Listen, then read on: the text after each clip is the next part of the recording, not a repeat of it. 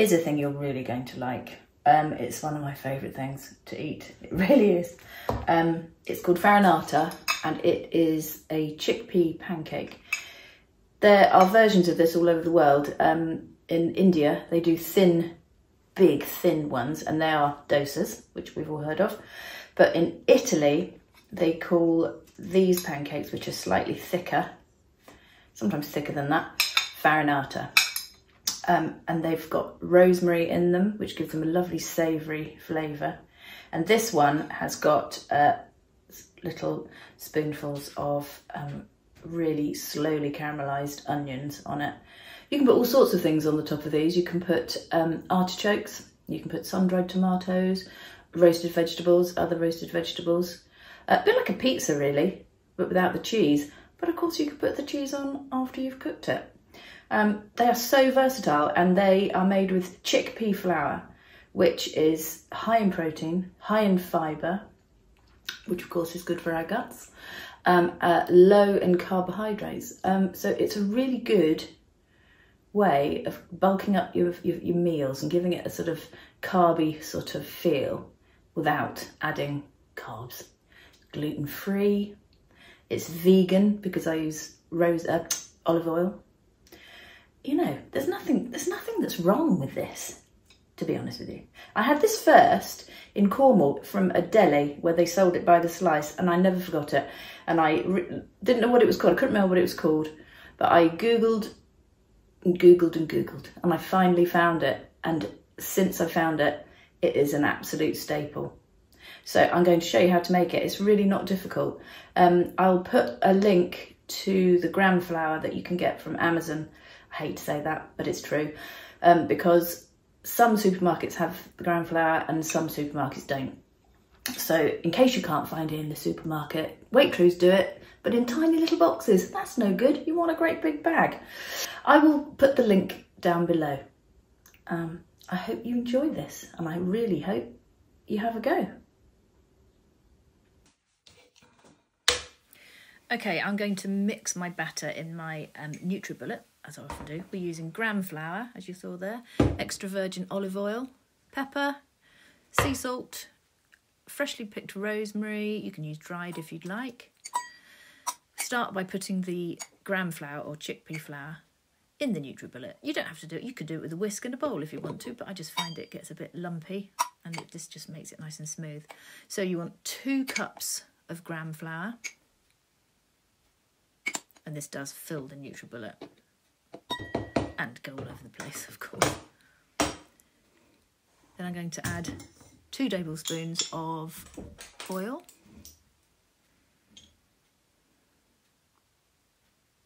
Very unlike me to measure things so precisely, but I need to so that you can have the recipe.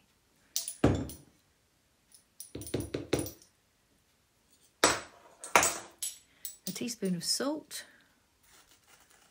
And I think good quality sea salt really tastes better than any kind of table salt you can get, and it hasn't got all the additives. Good grinding of black pepper.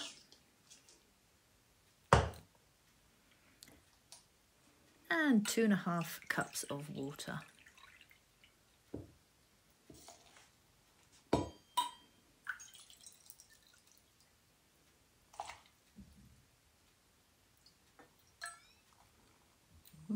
It's a bit full. Lid on. Give it a blitz.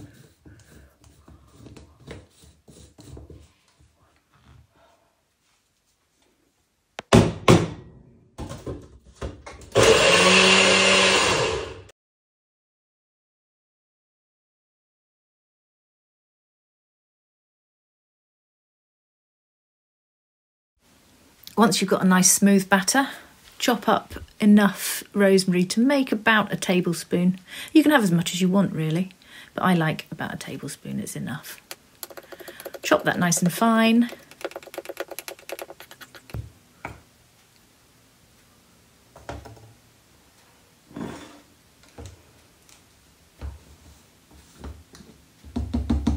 And add it to the batter, which as you can see is looking nice and smooth and creamy. It's about the consistency of single cream, I would say.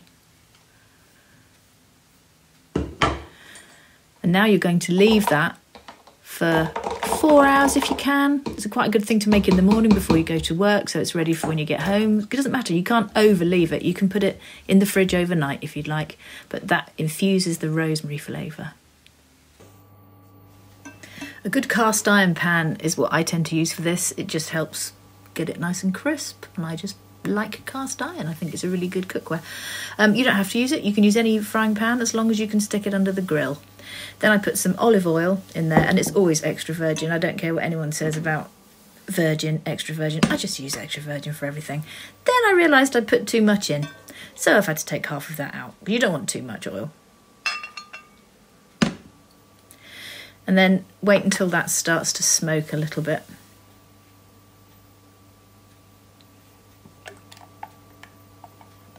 Then I've got a small ladle. I'm putting 3 ladles full in here.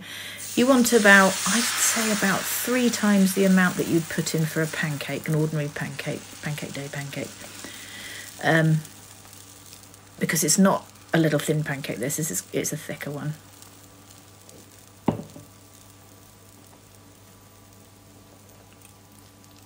Then I'm going to put some dollops of that lovely caramelised onion in that I did before.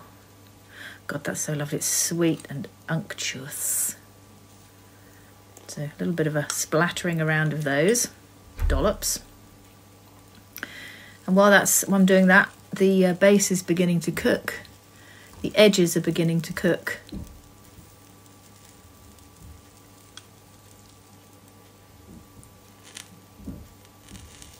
I think on top of there, we'll put a little bit of black pepper.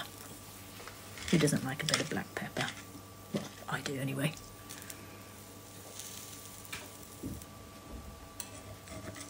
Now I'm just going to test that the edges are beginning to cook. Yeah, that's good. We'll just let that go a little bit longer. You want those edges to be pretty cooked. It'll look a bit like crumpet in a way. And you'll see the bubbles creating little holes. Again, just like crumpets.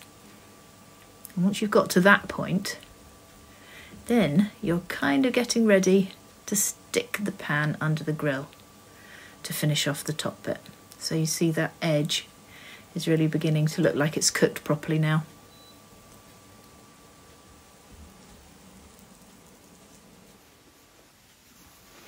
Under a hot grill it goes.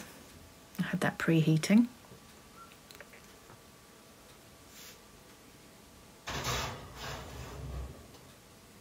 And we'll leave that for about 5 minutes.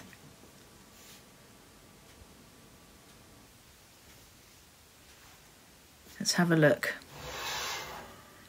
Yeah, that's about right. You could do it more if you wanted it a little bit more charred on top, to get those onions a bit more sort of caramelised. You can leave it a bit longer, but it's enough for me.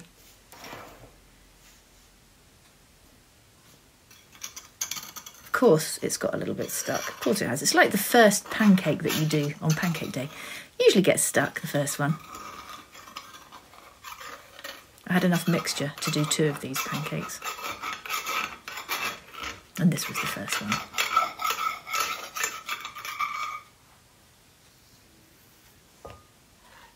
Oh, look at it.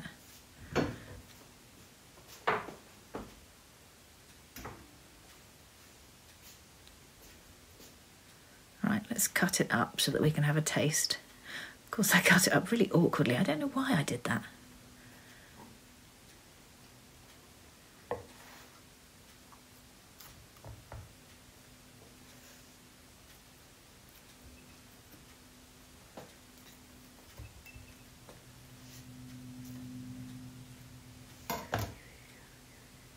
There we are.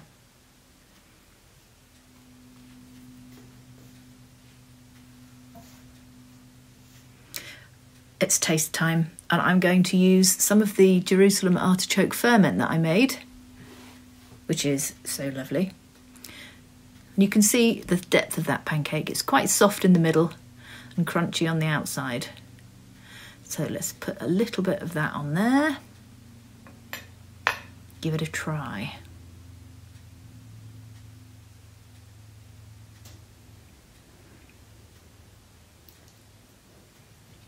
Is it good?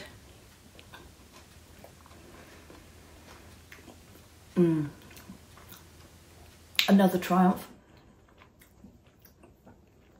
You have to give this one a go. Now, I seriously mean that, because you can have this with so many different things. You can have it with salads piled on top and salsas, sauerkrauts and ferments.